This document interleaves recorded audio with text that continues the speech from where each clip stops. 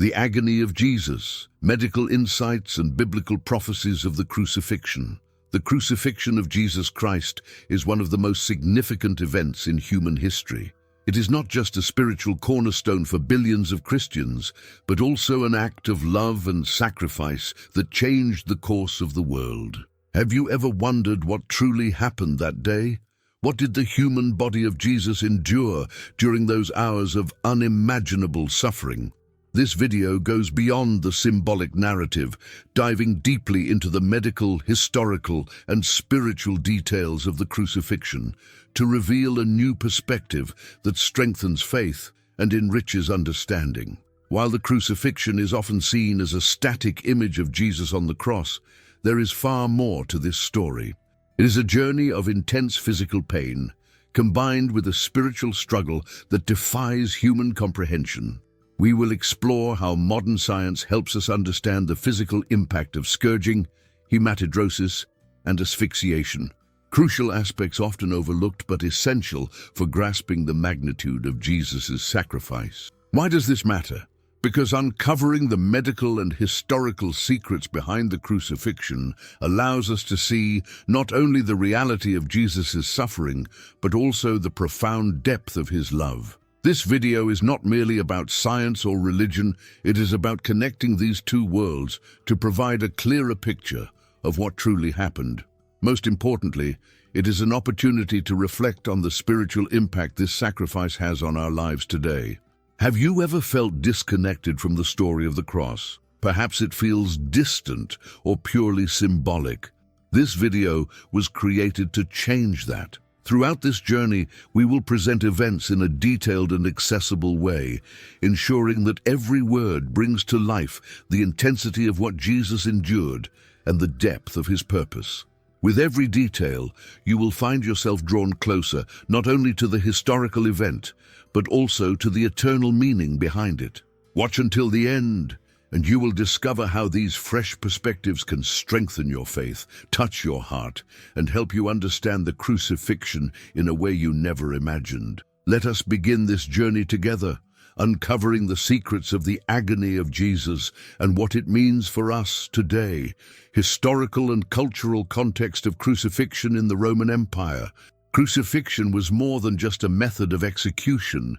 It was a deliberate tool of social control and power demonstration in the ancient world. Originally developed by the Persians and later perfected by the Romans, it symbolized the absolute authority of the state over life and death. It was not simply a punishment, but a spectacle designed to instill fear and enforce submission. To fully grasp the depth of Jesus' crucifixion, it is essential to explore the historical, cultural, and political dimensions of this brutal act. In the Roman Empire, crucifixion was reserved for the worst criminals, such as rebellious slaves and traitors to the state. Unlike other quicker methods of execution, such as beheading, crucifixion was intentionally slow and designed to prolong the suffering of the victim. Its purpose was not only to kill, but to humiliate and inflict pain so intense that the execution became a visual and emotional warning for all who witnessed it. The exposed body on the cross served as a stark reminder that defying Rome would not be tolerated. The choice of the cross for Jesus was highly symbolic. He was not merely seen as a traveling preacher, but as a threat to both the Jewish religious leaders and the Roman government. His message of love, justice, and equality disrupted established social structures and challenged authority. By condemning him to crucifixion, the authorities sought to transform his message into public disgrace.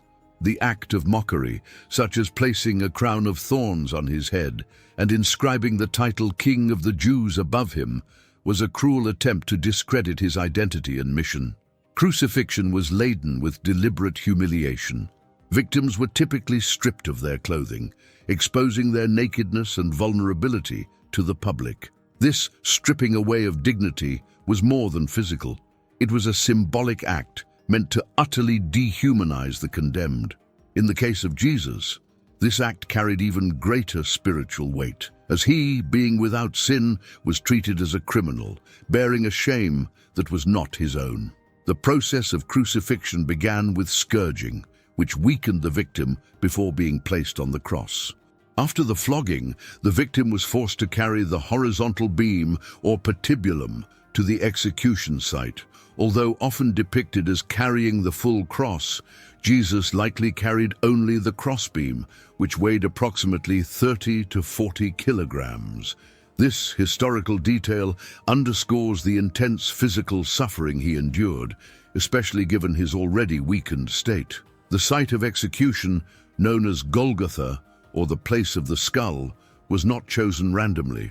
Located outside the walls of Jerusalem, it was a strategically visible location for those entering and leaving the city. This choice was part of Rome's objective to make crucifixion a public spectacle, ensuring that the message of power and control was widely understood. The name Place of the Skull likely referred to either the shape of the hill or the fact that it was a frequent site of executions. The involvement of the crowd in Jesus' crucifixion was carefully orchestrated. Jewish leaders incited the people to demand the release of Barabbas, a criminal, instead of Jesus, highlighting the public rejection of the Messiah. The presence of the crowd amplified the humiliation of the victim, with shouts, mockery, and disdain surrounding him. For many, it was just another execution, but for others it marked the denial of justice and hope. Additionally, the crucifixion of Jesus fulfilled numerous prophecies from the Hebrew Scriptures. The 22nd Psalm, for instance, describes the suffering of the Messiah in striking detail. It mentions the piercing of hands and feet, and the dividing of garments and casting of lots for clothing. These elements, written centuries before, point to the preordained nature of this event and its profound spiritual significance. Rome used the cross as a symbol of oppression, but Jesus transformed it into a symbol of redemption. He took what was meant to be an instrument of pain and death and turned it into an emblem of love and hope. This reversal of meaning is central to Christianity, demonstrating that even the greatest suffering can have redemptive power when aligned with divine purpose. It is essential to note the role of the Jewish religious leaders in the condemnation of Jesus. Although under Roman rule they actively contributed to his death, to them, Jesus represented a threat to their authority and power. His message challenged rigid traditions and exposed the hypocrisy of those in spiritual leadership. This led them to ally with Rome to ensure Jesus was permanently silenced. With this context in mind, we now move to the beginning of Jesus' physical suffering, the condition of hematidrosis in the Garden of Gethsemane. This rare phenomenon is not only a medical curiosity, but also a powerful symbol of the spiritual agony he faced even before reaching the cross. Hematidrosis in Gethsemane, the beginning of physical suffering. The Garden of Gethsemane stands as one of the most emotionally charged moments in the narrative of Jesus' crucifixion. Here, we see a rare glimpse of both his humanity and divinity as he begins to bear the unimaginable weight of his mission. To fully understand the depth of his suffering, we must examine not only the medical phenomenon of hematidrosis, but also its symbolic and spiritual implications. Hematidrosis is an extremely rare medical condition that occurs under extreme psychological stress. During this process, the body's stress response causes capillaries surrounding the sweat glands to rupture, mixing blood with sweat. This phenomenon has been observed in individuals facing the imminent threat of death, such as soldiers before battle or prisoners awaiting execution. For Jesus, this condition reveals the intensity of the inner struggle he endured. He was not merely contemplating physical pain, but also the spiritual burden of carrying the sins of all humanity. The location of this event is deeply significant. Gethsemane, which means oil press, was a garden where olives were crushed to extract oil. This imagery is striking when we consider that Jesus, the Anointed One, was figuratively being pressed under the weight of his impending sacrifice. The symbolism of the oil press reinforces the connection between his physical suffering and the spiritual purpose he carried. Just as olives must be crushed to release their oil, Jesus was crushed under the immense pressure of sin, releasing grace and redemption for humanity. Jesus' prayer in Gethsemane captures the depth of his anguish. He says, "My soul is overwhelmed with sorrow to the point of death." This statement highlights that his suffering was not confined to the physical realm. The anticipation of being separated from the Father, something he had never experienced, caused an agony that no human words can fully convey. His plea, "If it is possible, take this cup from me," reflects the tension between his human desire to avoid suffering and his divine commitment to fulfill God's plan. Yet his ultimate submission, "Not my will but yours be done," demonstrates the perfect harmony of his humanity and divinity. Adding to the weight of this moment was Jesus' isolation. Although accompanied by his closest disciples, he found them asleep when he returned from praying. Their inability to stay awake and support him highlights the frailty of human nature and contrasts sharply with Jesus' unwavering resolve. This isolation was not merely physical, it underscored the reality that he alone could bear the burden of humanity's sin. Even those who loved him most could not fully comprehend or share in his suffering. From a medical perspective, hematidrosis would have had significant implications for Jesus' physical condition. The condition would leave the skin extremely sensitive and fragile, making subsequent physical trauma, such as scourging and carrying the cross, even more excruciating. This detail, often overlooked, underscores the meticulous nature of his suffering, where every element compounded his pain. The spiritual significance of this moment cannot be overstated. The Garden of Gethsemane serves as a parallel to the Garden of Eden, where the first Adam's disobedience brought sin and death into the world. In contrast, the second Adam, Jesus, chose obedience, setting the stage for redemption and life. This deliberate contrast between the two gardens highlights the redemptive nature of Jesus' decision and its far-reaching impact on humanity. The concept of the cup in Jesus' prayer carries rich biblical meaning. In the Old Testament, the cup often symbolizes God's wrath and judgment against sin. By willingly accepting this cup, Jesus was preparing to take upon himself the full weight of divine justice.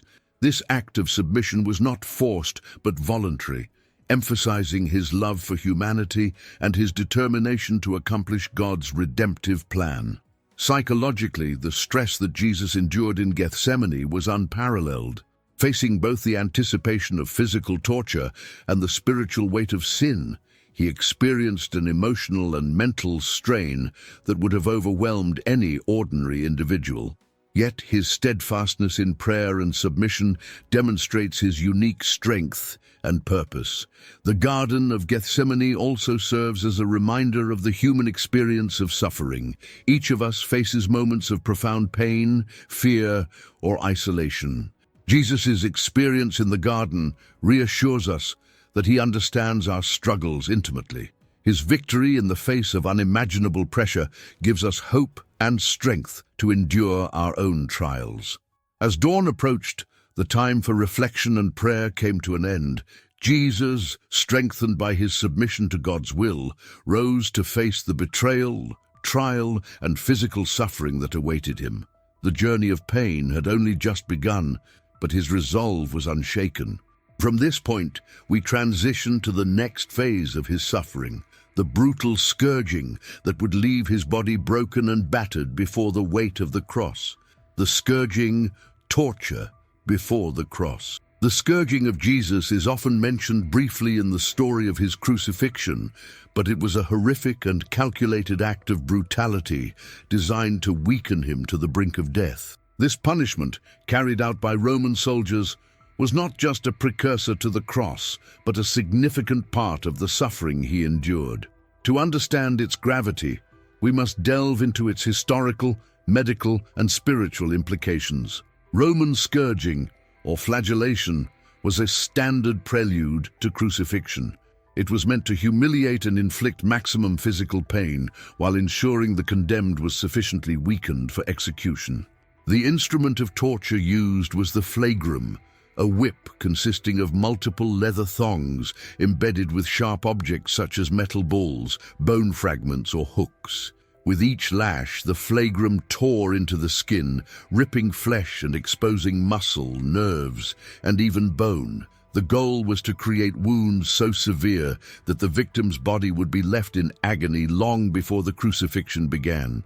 Victims of scourging were typically stripped of their clothing and tied to a post, with their hands raised above their heads to fully expose the back, shoulders, and legs. The positioning stretched the skin taut, making it more vulnerable to the blows. The Roman soldiers administering the punishment were trained to be precise, ensuring that the lashes would cause immense pain without immediately killing the victim. This brutal expertise ensured that Jesus would endure prolonged suffering on the cross. For Jesus, who had already experienced hematidrosis in Gethsemane, the effects of scourging were compounded. His skin, made hypersensitive by the rupturing of capillaries, would have been particularly vulnerable. Each strike would have sent waves of excruciating pain throughout his body, causing a level of suffering beyond human comprehension. The open wounds created by the flagrum exposed his body to further trauma and infection, setting the stage for the agonizing journey ahead. The physical toll of scourging cannot be overstated. Medical studies on the effects of flagellation describe how the severe loss of blood could lead to hypovolemic shock, a condition in which the body cannot maintain adequate blood flow to its vital organs. Symptoms of this condition include extreme weakness, confusion, and a dangerously low blood pressure level. By the time Jesus was forced to carry the crossbeam of the cross, his body was already nearing collapse. Beyond the physical pain, the scourging carried profound symbolic weight. For the Roman soldiers, it was an opportunity to mock Jesus. They dressed him in a robe and placed a crown of thorns on his head, pretending to honor him as King of the Jews. The crown, made from thorny branches, was pressed into his scalp, causing additional bleeding and pain. This act of mockery added a layer of psychological and emotional suffering to the physical torture, emphasizing the depth of human cruelty and the humiliation he endured. The crown of thorns itself carries significant spiritual meaning. Thorns, in the biblical narrative, symbolize the curse of sin. In the book of Genesis, thorns are introduced as a consequence of humanity's disobedience, representing pain and toil. By wearing this crown, Jesus bore the visible mark of humanity's sin, further underscoring his role as the one who would take on the curse to bring redemption. The flogging also fulfilled prophecies from the Hebrew Scriptures. The prophet Isaiah described the suffering servant as one who would be wounded for our transgressions, and by his stripes we are healed. Each lash of the whip was not just a punishment, but a step in the redemptive plan of God. It demonstrated that Jesus' suffering was not accidental, but intentional, a sacrifice for the healing and restoration of humanity. The physical and symbolic aspects of the scourging are intertwined with its psychological effects. The relentless brutality, combined with the mockery of soldiers and the jeering of the crowd, created a scene of complete humiliation. Stripped of dignity and subjected to public ridicule, Jesus experienced the depth of human rejection. Yet even in the midst of this suffering, he displayed remarkable composure and silent strength, fulfilling the prophecy that he would endure oppression without opening his mouth. The scourging also serves as a stark contrast between human cruelty and divine love. While the soldiers inflicted pain without mercy, Jesus endured it willingly, knowing that each strike brought humanity closer to redemption. His silence in the face of such torment is a testament to his unwavering commitment to the mission entrusted to him by the Father. As the flogging concluded, Jesus was left in a state of near collapse, his body broken and bleeding, yet his spirit resolute. The scourging was not just a prelude to the cross, it was an integral part of his sacrifice. It demonstrated the cost of sin and the depth of God's love, vividly portrayed in the suffering of his Son. With his body battered and his blood spilling, Jesus was handed the heavy wooden beam of the cross. The journey to Golgotha, the place of the skull, was about to begin. As we transition to the next chapter, we will explore the physical and emotional toll of the path Jesus walked, carrying the weight of both the cross and humanity's sin. The path to Calvary, the journey with the cross. The journey to Calvary, often referred to as the Via Dolorosa, or the way of suffering, was more than a physical walk to the place of crucifixion. It was a profound act of endurance, carrying both the physical weight of the cross and the spiritual weight of humanity's sin. This path, stretching roughly 600 meters through the streets of Jerusalem, was marked by pain, humiliation, and moments of profound significance.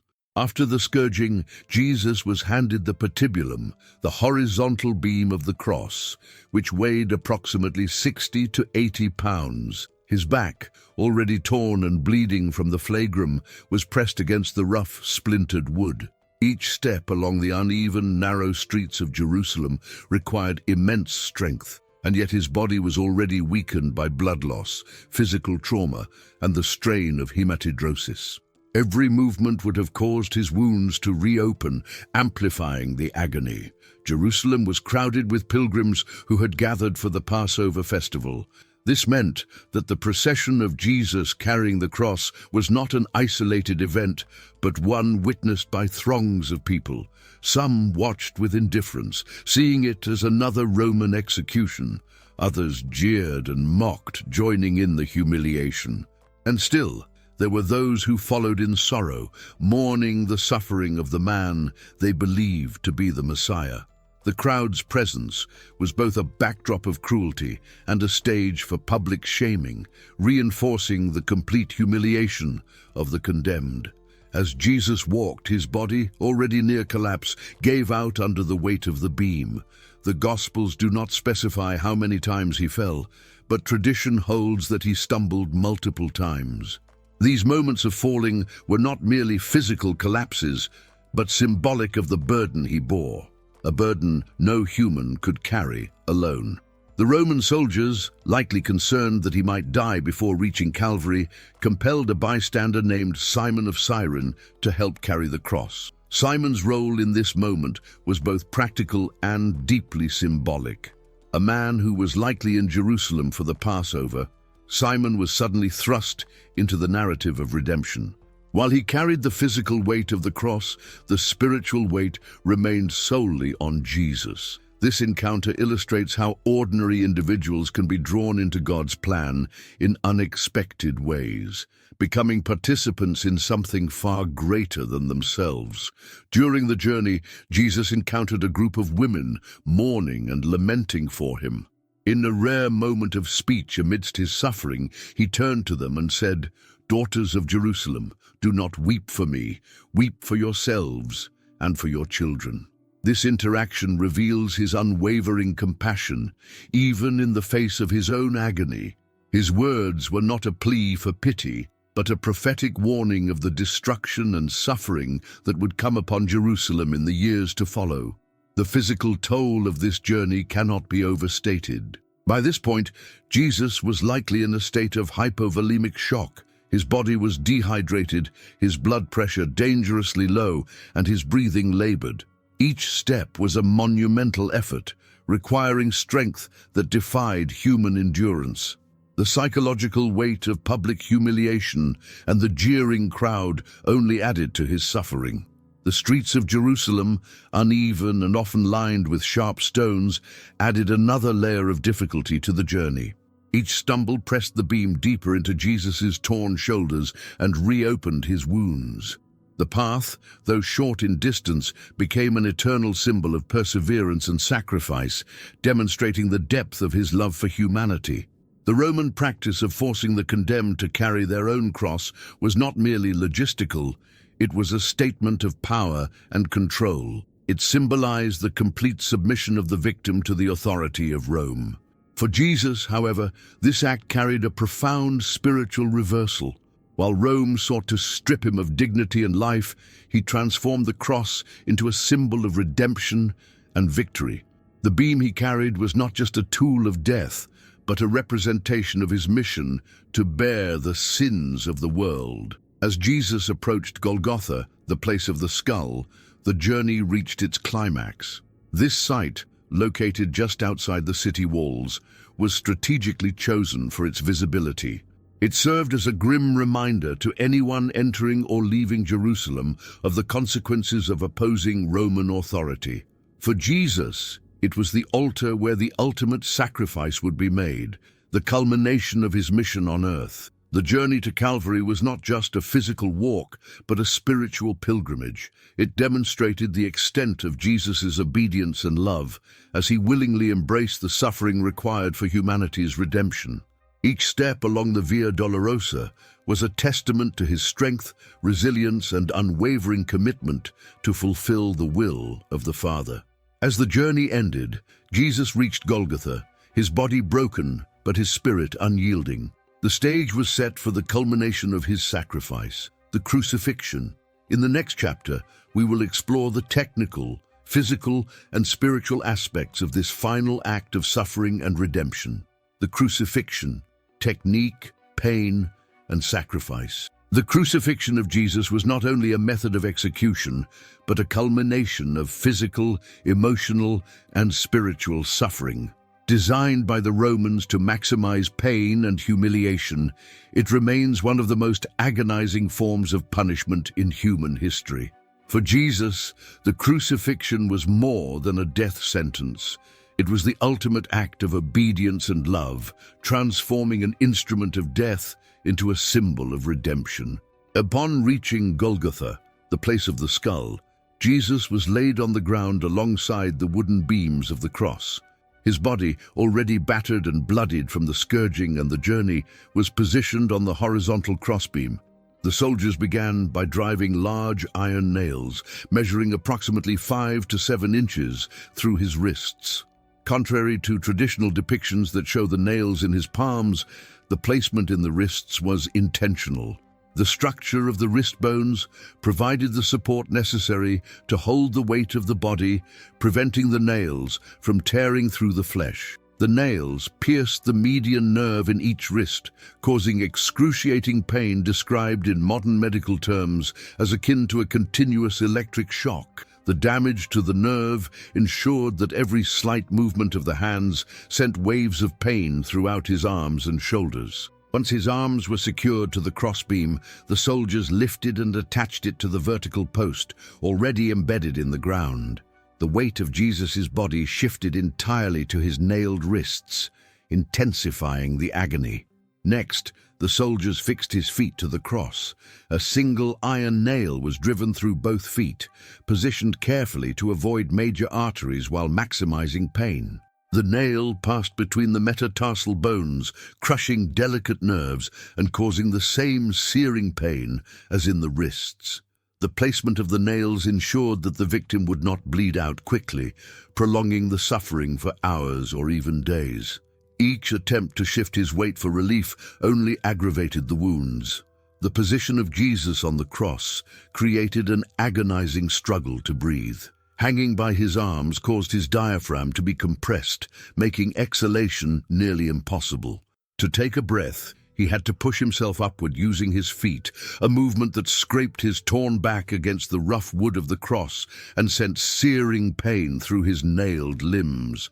Each breath required an immense effort, and every word spoken came at the cost of unimaginable pain. Despite this agony, Jesus spoke from the cross, uttering words of forgiveness, compassion, and fulfillment. Each statement, such as, "Father, forgive them, for they do not know what they are doing," revealed his unwavering love and purpose. These words were not casual remarks. They were deliberate acts of sacrifice, spoken in the midst of unbearable torment. The crucifixion was also a public spectacle. Stripped of his clothing, Jesus was left exposed to the ridicule of onlookers. Soldiers cast lots for his garments, while religious leaders mocked him, challenging him to save himself if he truly was the Son of God. This public shaming was designed to strip away any remaining dignity, reducing the victim to an object of scorn. For Jesus, who bore the sins of the world, the humiliation added an emotional and spiritual weight to his suffering. The physical suffering of Jesus was compounded by the fulfillment of biblical prophecy. The Hebrew scriptures foretold the specific details of his crucifixion. The 22nd Psalm vividly describes the piercing of hands and feet, the dividing of garments, and the mockery of onlookers. The prophet Isaiah spoke of the suffering servant who would be wounded for our transgressions and crushed for our iniquities. Every aspect of Jesus' crucifixion aligned with these ancient prophecies, affirming that his death was not an accident, but part of God's redemptive plan. Medically, the crucifixion introduced a cascading series of events leading to death. The combination of blood loss, dehydration, and asphyxiation would have pushed Jesus' body to its absolute limits.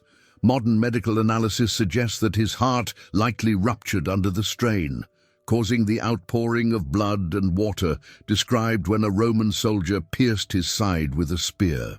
This detail not only confirms the physical reality of his death, but also carries profound symbolic meaning, representing purification and new life. The cross, meant to be a symbol of Rome's power and cruelty, became a demonstration of divine love and victory.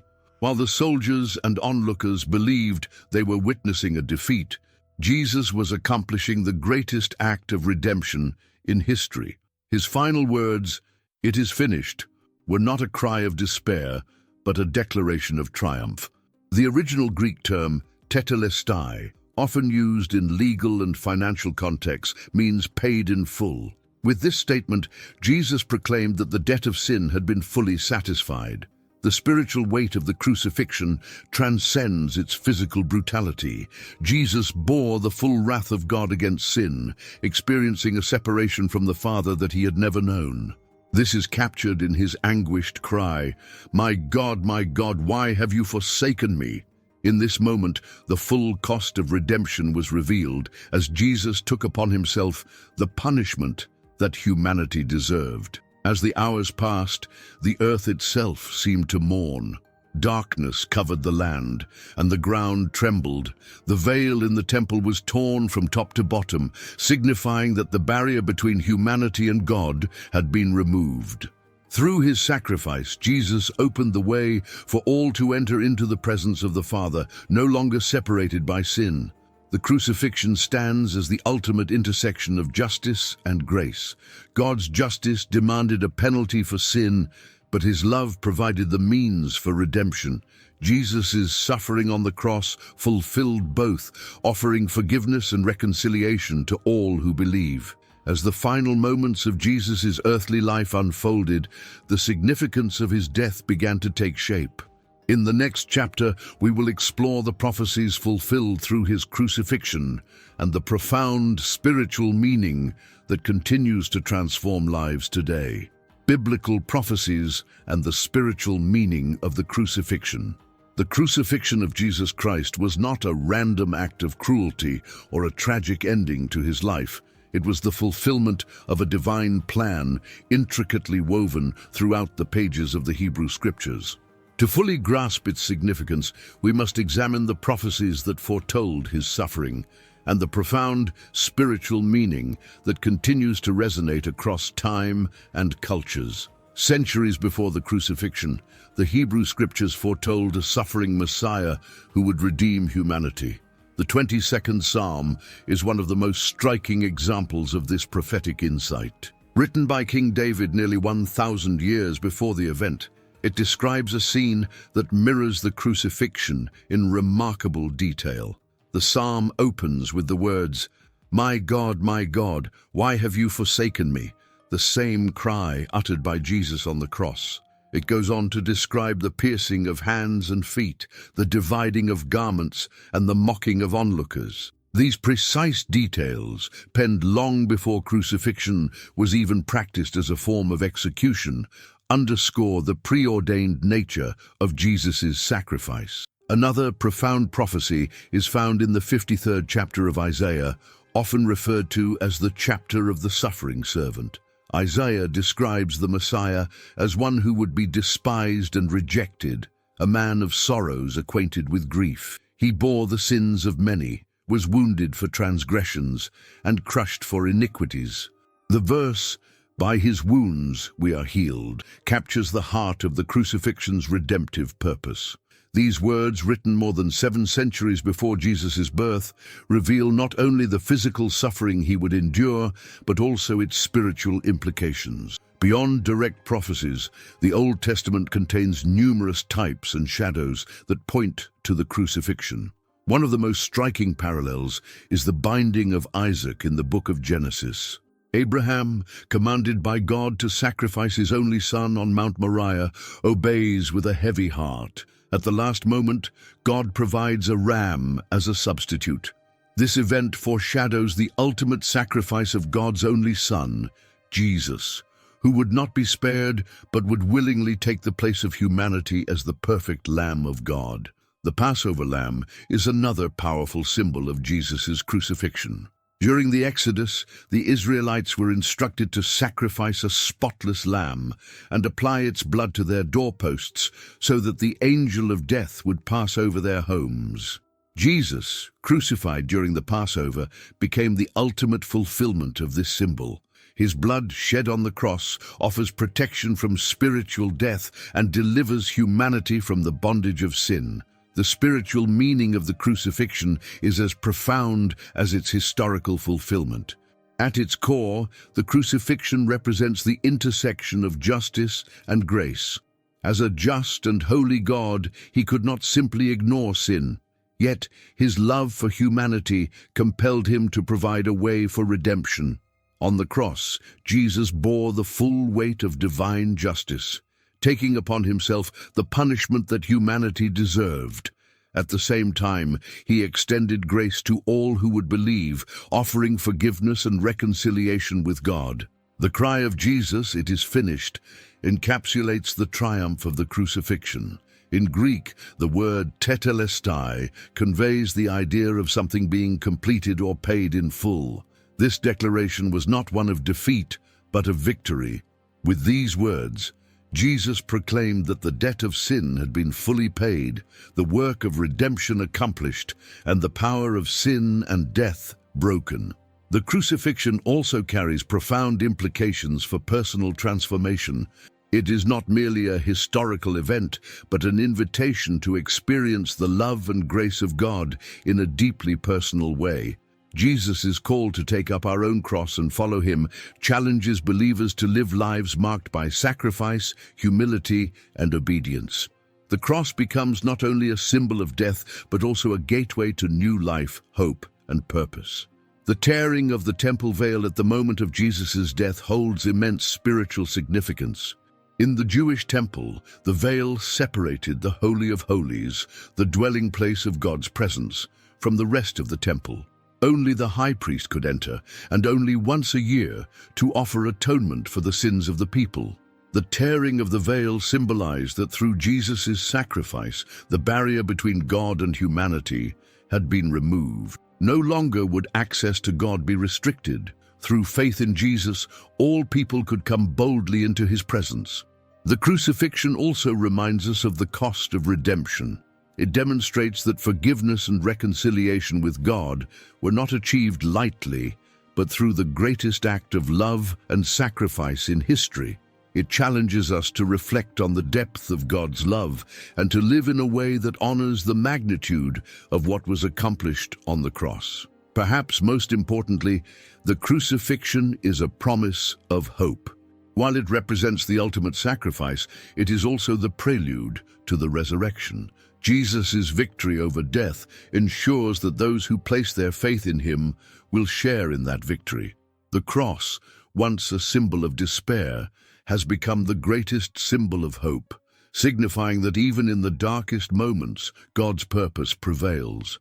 The fulfillment of biblical prophecies and the spiritual meaning of the crucifixion continue to inspire and transform lives around the world. It is a reminder that no suffering is wasted when it is placed in God's hands, and no sin is too great to be forgiven through the sacrifice of Jesus. As we reflect on the events of the crucifixion, we are drawn closer to the heart of God, compelled to live in gratitude for the love that was demonstrated on the cross.